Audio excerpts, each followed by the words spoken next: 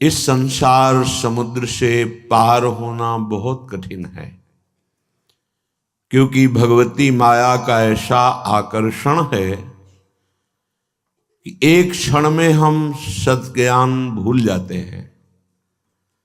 असत अज्ञान का ऐसा साम्राज्य सा छाया हुआ है।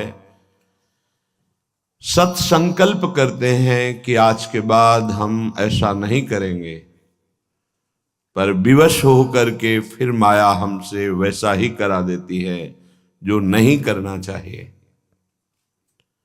उसके लिए हमें अध्यात्म बल की आवश्यकता है।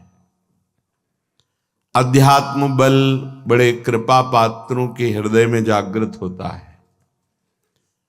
कृपा हमारे ऊपर है, पात्र हमें बनना है। कृपा ना होती तो मनुष्य देह न मिलता, साधु संग न मिलता, धाम आने को न मिलता, नाम लीला रूप प्रभु के सिद्धांत ये सुनने को न मिलता। कृपा तो है, अब हमें कृपा पात्र बनना है, तभी वो प्रेमामृत रस हमारे हृदय में आएगा। कृपा पात्र उपासक एकमात्र अपने आराध्य देव के चिंतन का ही महत्व रखता है। उपासक के अंदर ये प्रश्न नहीं आना चाहिए कि हमें 6 महीना 1 वर्ष हो गए नाम जप करते हुए, कोई हमें परिवर्तन तो नहीं दिखाई दे रहा। 1 महीना अगर हम नाम जप कर रहे हैं या 1 वर्ष नाम जप कर रहे हैं तो ये सत चिंतन है। सत चिंतन कभी व्यर्थ नहीं होता। तुम्हें पता नहीं है कि तुम्हारे कितने अशुभों का नाश कर चुका है नाम, यदि वास्तविक आप जप रहे हैं। संचित कर्मों को पहले भस्म करता है नाम। इसीलिए नवीन उपासक को ये अनुभव नहीं होता कि नाम का फल क्या है, क्या आनंद है, क्या दुख मिटता है। इसलिए प्रार्थना है आप अपने अज्ञान के कारण कहीं नाम जपना ना छोड़ दे कि जब से नाम शुरू किया हमें कोई लाभ नहीं दिखाई दे रहा, हमें नौकरी नहीं मिल रही, हमारा काम नहीं बन रहा, हमारे दुख नहीं मिट रहे और दुख बढ़ रहे हैं। ऐसा आपको माया अनुभव कराएगी। पर आपको दृढ़ विश्वास रखना है सदगुरुदेव के वचनों में, शास्त्र वचनों में, संत वाणी में। इसी विश्वास के सहारे हम अध्यात्म बल से युक्त हो जाते हैं। नहीं तो जब हम नाम जप करते हैं तो सबसे पहला काम नाम का होता है गोदाम में आग लगाना। जो हमारे संचित कर्मों का शुभ अशुभ गोदाम है उसको भस्म करता है। अब ये बात पता नहीं है तो वो वर्तमान में तत्काल फल देखना चाहता है कि हम नाम जप किए तो हमारी सारी कामनाओं की पूर्णता हो ही जानी चाहिए। नहीं, नाम जप का फल क्या हुआ, वो ऐसा सोचता है। पर ऐसा नहीं है। नाम जप सबसे पहले अशुभों का नाश करता है, फिर शुभ फंसाने वाले जो होते हैं वो उनका भी नाश कर देता है। इसके बाद क्रियमाण पूरा परम पवित्र करके भगवद अर्पित कराता है, प्रारब्ध भोगने की सामर्थ्य देता है। फिर आनंद का ऐसा उन्माद होता है, आनंद की ऐसी उत्तम अवस्था होती है जो वाणी से वर्णन नहीं की जा सकती। आप धैर्यवान बने, उत्साह पूर्वक नाम का जप, नाम का कीर्तन, नाम का चिंतन करें। परिणाम बहुत मंगलमय होगा। थोड़ा धीरज रखें, थोड़ा विश्वास करें। न एक एक नाम आपको उठा रहा है, अभी आपको समझ में नहीं आएगा। जब आपके पाप नष्ट हो जाएंगे, हृदय निर्मल होने लगेगा, तब आपको समझ में आएगा। मेरा मन प्रियाजू की कृपा से इस प्रेम रस में आविष्ट हो गया है। अब मेरे लिए वृंदावन से उत्तम कोई नहीं, क्योंकि वृंदावन ने मुझे प्रियाजू प्रदान किया, प्रियाजू के चरणों का प्रेम प्रदान किया, राधा नाम प्रदान किया। अब किसी की कोई मर्यादा नहीं। प्रेम की अपनी स्वयं की मर्यादा है कि वो किसी की मर्यादा नहीं रखता। प्रीति न काहू की कान विचारे, ये प्रेम है। प्रीति की रीति रंगीलो ही जाने। अगर प्रेम का सही रूप कोई जानता है तो प्रभु श्री कृष्ण जानते हैं। इसलिए वो मर्यादा पुरुषोत्तम के रूप में जब अवतरित हुए तो एक एक मर्यादा का पालन। और जब लीला पुरुषोत्तम प्रेमावतार श्री कृष्णचंद्र जी, तो महाराज की लीलाओं को समझना सदगुरु की चरण शरण में बैठकर ही हो सकता है। जो रसिक हैं, जो लाडली लाल के रस में डूबे हुए रसिक सदगुरुदेव हैं, उनके चरणों के समीप बैठकर ही इनकी लीला समझ सकते हैं। नहीं, इनकी लीला बड़े बड़े मुनियों के लिए भी अगोचर ही है। न देवैर ब्रह्मादेर न खलु हरि भक्तेर न सुहृदा, ये स्वयं बाके हैं, इनकी लीला भी बाकी है। ये बाके की बाकी लीला को जिसका कहीं कुछ बाकी नहीं रह गया वही समझ सकता है। कोई भी चाह, कोई भी लालसा यदि बाकी है तो बाके की लीला को नहीं समझ सकता। जिसका हृदय समस्त कामनाओं से, इच्छाओं से रहित हो चुका है और प्रेम रस का रसिक हो गया है, वो इनकी लीलाओं को जानता है। श्रीपाद कह रहे, ये मैंने इसलिए कहा कि मेरा मन श्यामा श्याम के प्रेम में अब प्रवेश कर गया है और ये प्रेम पंचम पुरुषार्थ है। तो उपासक को बड़ी कृपा यदि वृंदावन धाम आने को मिले, आश्रय मिले, वास करने को मिले, उसमें विशिष्ट कृपा के सत्संग मिल जाए। सत्संग से हमारे समस्त संशयों का नाश हो जाता है और हृदय दृढ़ हो जाता है कि अब मैं मुक्त होना चाहता हूं। जीवन मुक्त महापुरुषी प्रेम में प्रवेश होता है, ध्यान रखना।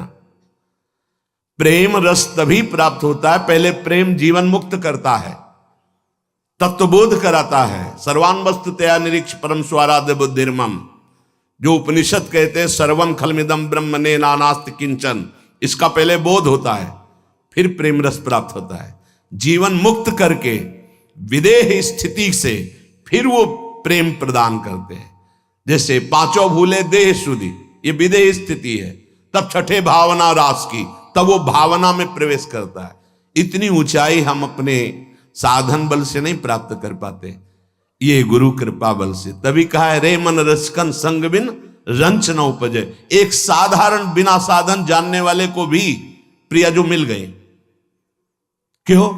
क्योंकि सीधे रसिक कृपा और आसक्ति मेरी लाडली मेरी प्रिया जो, वो दुनिया के शास्त्रों का परिचय नहीं जानता, सिद्धांतों का परिचय नहीं जानता, बस उसके हृदय में एक बात बैठ गई, मेरी प्रियाजू, मेरी स्वामिनी, मेरी प्राण प्रिय सखी लाडली जू, बात बन गई।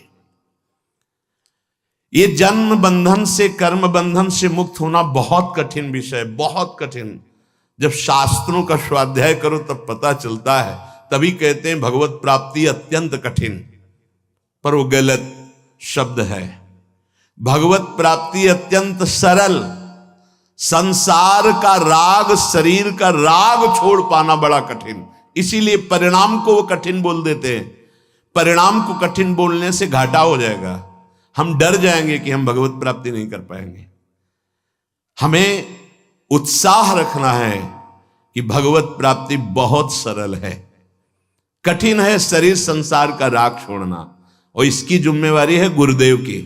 बस आप उनके कथनानुसार चले तो शरीर और संसार के राग का नाश हो जाएगा।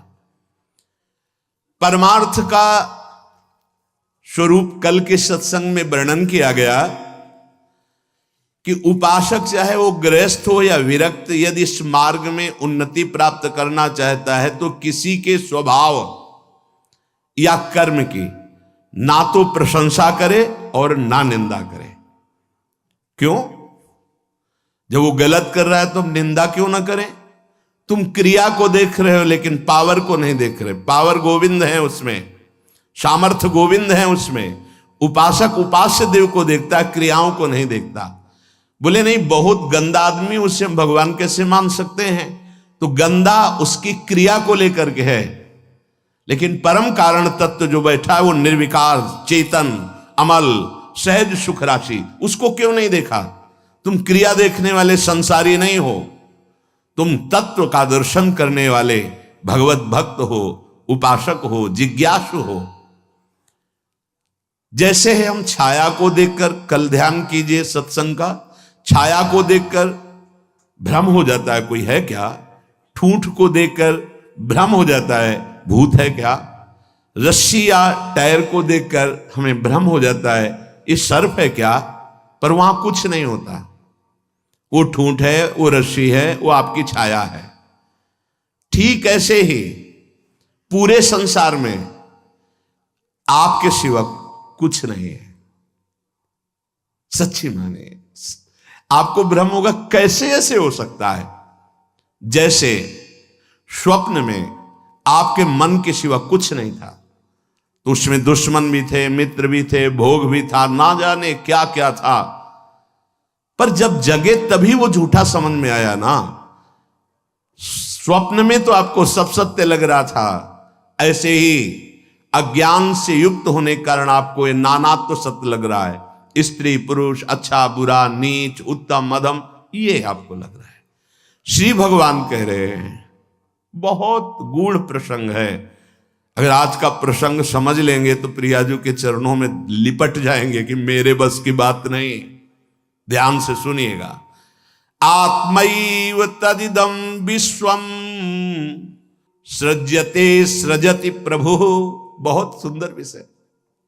भगवान ने अपने आप से अपने आप का सृजन किया है, दूसरा कुछ नहीं। आत्मैव तदिदं विश्वम सृज्यते सृजति प्रभु त्रायते त्राति विश्वात्मा ह्रियते हरितीश्वरः। उसने अपने आप से अपने आप को बनाया। त्रायते त्राति विश्वात्मा ह्रियते हरितीश्वरः, और अपने आप से अपने आप की रक्षा की, पालन किया। और फिर ह्रियते हरितीश्वरः, फिर अपने आप से अपना संहार किया। यह है सत्य विषय। उद्धव तस्मान्नहात् बनोन्यस्मा दन्यो भावो निरूपितः निरूपितेयं त्रिविधा निर्मूला भातिरात्मनि इदं गुणमयं विद्धि त्रिविधं मायया कृतम्। इसलिए उद्धव तुम सच्ची बातें समझो। मैं अपने आप से अपने आप को रचा, अपने आप से अपने आप का पालन किया, और अपने आप से अपने आप का संहार कर लूंगा। किसको दोष दर्शन दें, किसकी निंदा करें, किसकी प्रशंसा करें? कोई दूसरा हो तब ना। अब कह रहे हैं, हां, जिनको ज्ञान दृष्टि नहीं प्राप्त हुई है, व्यवहार दृष्टि प्राप्त हुई है, वो ये बात ना समझकर भिन्न देखते हैं। ये अच्छा, ये बुरा, ये स्त्री, ये पुरुष, ये जड़, ये चैतन्य, आदि आदि। उद्धव, ज्ञान दृष्टि के अतिरिक्त मेरे इस रहस्य को किसी और दृष्टि से नहीं जाना जा सकता। जो कुछ भी तुम्हें दिखाई दे रहा है, प्रतीत हो रहा है, तुम्हारे चिंतन में आ रहा है, ये केवल मैं ही मैं हूं। देखो, पीछे मन को लगाने की दो युक्तियां बताई गई थी। आपका मन जहां जहां जा रहा है वहां भगवान देखने की चेष्टा करे। वो वस्तु, वो व्यक्ति, वो पदार्थ, वो श्री भगवान ही हैं। क्योंकि जब पहले सृष्टि नहीं थी तो श्री भगवान थे। भगवान ने अपने आप में सृष्टि रची तो सब कुछ भगवान है, और जब समेट लेंगे तो केवल भगवान बचेंगे। तो जहां जहां मन जाए, जिस वस्तु व्यक्ति स्थान में, उस श्री भगवान को देखिए कि ये वस्तु, ये व्यक्ति, ये स्थान मेरे आराध्य देव बने हुए। दूसरी बात कही गई थी, जहां जहां मन जाए वहां से हटा के अपने लक्ष्य में लगाइए। बार बार मन को ऐसा करने से वो मन लक्ष्य में लग जाएगा, स्थिर हो जाएगा। अनिर्वचनीय मैं ही सब रूपों में स्वयं विराजमान हूं। इसलिए मेरी सृजन लीला देखकर, मेरी पालन स्थिति लीला देखकर और मेरी संहार लीला देखकर मेरा भक्त विचलित नहीं होता, क्योंकि मैं स्वयं का सृजन, पालन और संहार कर रहा हूं।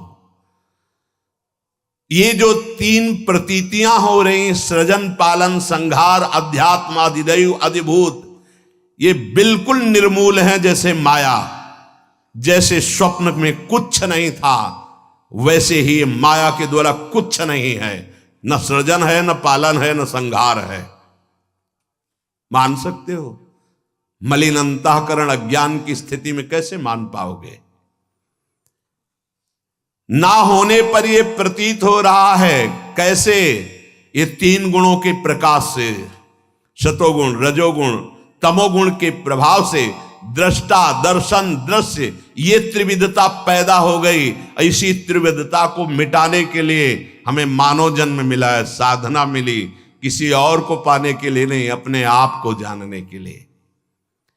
एतद् विद्वान मदुदितम ज्ञान विज्ञान नैपुणम न निन्दन्ति न च स्तौति लोके चरति सूर्यवत्। जो मेरे इस परमार्थ सिद्धांत को जान जाता है, वो ज्ञान विज्ञान में उत्तम स्थिति को प्राप्त हुआ महात्मा ना कभी किसी की प्रशंसा करता है, ना किसी की निंदा करता है। वो सूर्य के समान पूरे त्रिभुवन में समभाव से विचरता है। प्रत्यक्षेणानुमानेन निगमेनात्म संविदा आद्यंतवद सज ज्ञात्वा निसंगो विचरेदिह। इसलिए मेरा भक्त प्रत्यक्ष से, अनुमान से, शास्त्र से, आत्मानुभूति से, महापुरुषों से वो ये जान चुका है कि ये माया का त्रिविध खेल चल रहा है, सतोगुणी, रजोगुणी, तमोगुणी, पालन, सृजन, संहार। इसलिए वो सबसे असंग हो जाता है। ये स्थूल सूक्ष्म कारण तीनों लोक असंग होकर के वो अपने आप से अपने आप में तृप्त रहता है। धन्य है ऐसा महापुरुष जो अपने आप से अपने आप में तृप्त रहता है, वो असंग भाव से विचरता है। उद्धव जी को एक प्रश्न यहां परेशान करने लगा मन में कि आत्मा अविनाशी चैतन्य घन, शरीर जड़ नाशवान, फिर ये जन्म किसका होता है, फिर मरण किसका होता है? प्रश्न कर बैठे। बहुत सुंदर प्रश्न है और बहुत सुंदर उत्तर है। यदि आप समझ पाए तो आप प्रियाजू के चरणों में भाग पड़ेंगे, क्योंकि आपकी समझ के परे की बात है। कि लाडली जी मेरी तो कुछ समझ में नहीं आया, बस मैं तो यही कह रहा हूं हमारी महारानी श्री राधा रानी। इसलिए सुन, थोड़ा धूप का ताप लगे ना तो वृक्ष की छाया अच्छी लगती है। देखो, संसार से मुक्त होने के लिए ये बहुत जोर का प्रश्न है।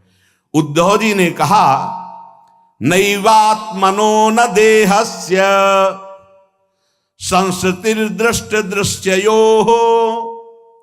अनात्मस्व दृशोरीस कस्य स्युदुपलभ्यते। प्रभु, ये चर्चा आपको मिलेगी नहीं प्राय, क्योंकि कथन और श्रवण के लिए स्थान की भी जरूरत होती है। तो यह श्रीधाम वृंदावन और यहां व्यक्त अव्यक्त बड़े बड़े महापुरुष पधारे हुए हैं।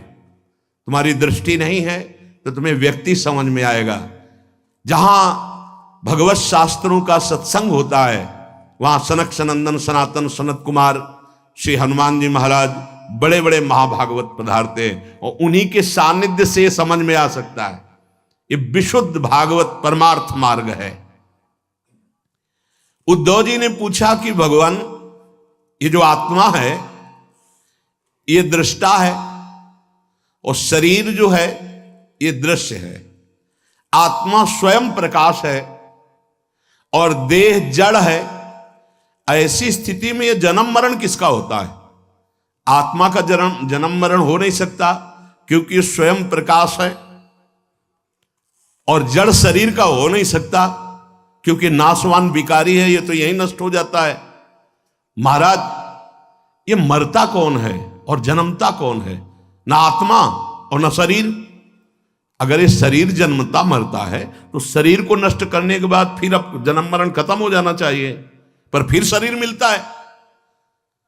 आत्मा को हो नहीं सकता, क्योंकि स्वयं प्रकाश निर्विकार चैतन्य घन। तो ये होता किसको है जन्म मरण? इसका होना उपलब्ध है कि होता है जन्म मरण, तब ये होता किससे है भगवान? हे जगत गुरु, आप हमारे संशय की निवृत्ति करें। आत्मा व्ययो गुण शुद्धा स्वयं ज्योतिरनावृता अग्निवद्दारुवच्चिदेहा कस्य संस्कृति। नाथ, आपकी कृपा से इतना तो पता चला है कि आत्म तत्व अविनाशी है, प्राकृत अप्राकृत गुणों से रहित है, शुद्ध स्वयं प्रकाश है, कोई भी आवरण उसे ढक नहीं सकता।